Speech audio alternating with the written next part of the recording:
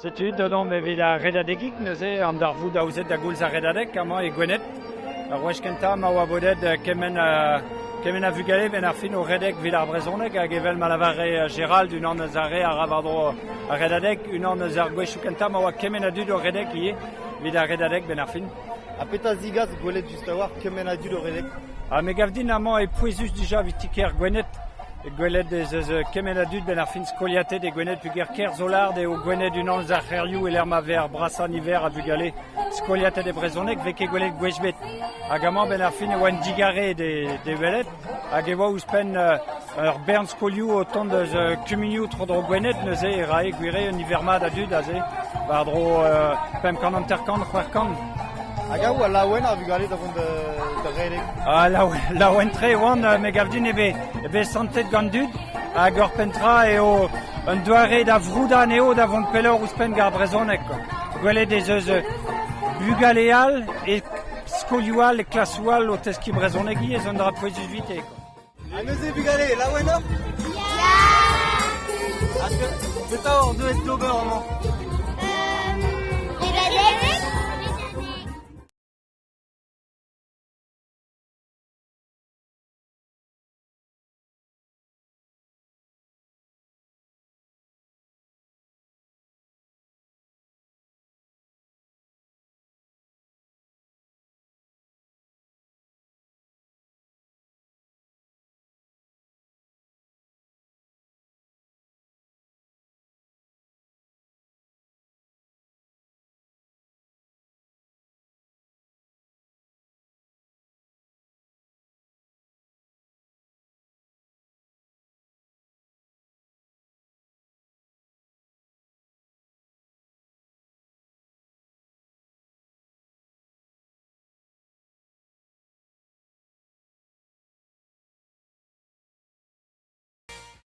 Deuet on amañ gant ma revraz, regren evit kemer pers bar a redadegik.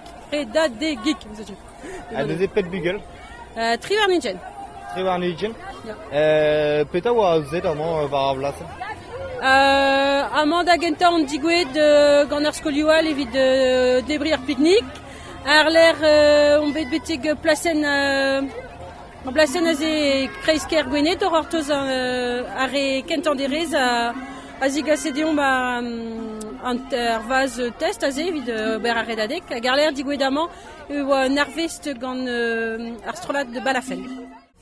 Mimzo strollad Balafen, neuze ponoz tri hanner zo, daou ganer hag ur ganeroz, a daou zoner a dedon maman de reiñ plujadur d'ar vugale a de reiñ plujadur dimie, quoi. C'est la haine. Da gentan oa begret ur bladen, quoi.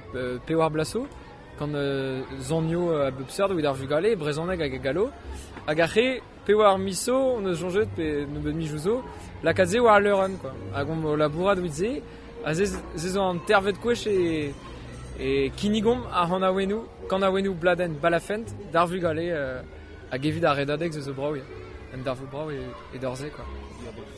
Ha plijus e oa gwelet kemen dal a bugel war ar blasen? Ya, e ben gouremenoù da tud brojonet, car ze mem ket gwelet bar montrouleuz, mimzo bet montrouleuz ie, fin bugale oa, me pas kemen, a he gwelet kemen kajitou de skolioù tro war dro, deud pedans de gilaou deus balafent, hag o doa klevet dija ar bladen a kanan gante ze zo an dra ger, a pez mem c'hoant ben e fin, quoi. Ma vi joen d'orze ordi, vi brao.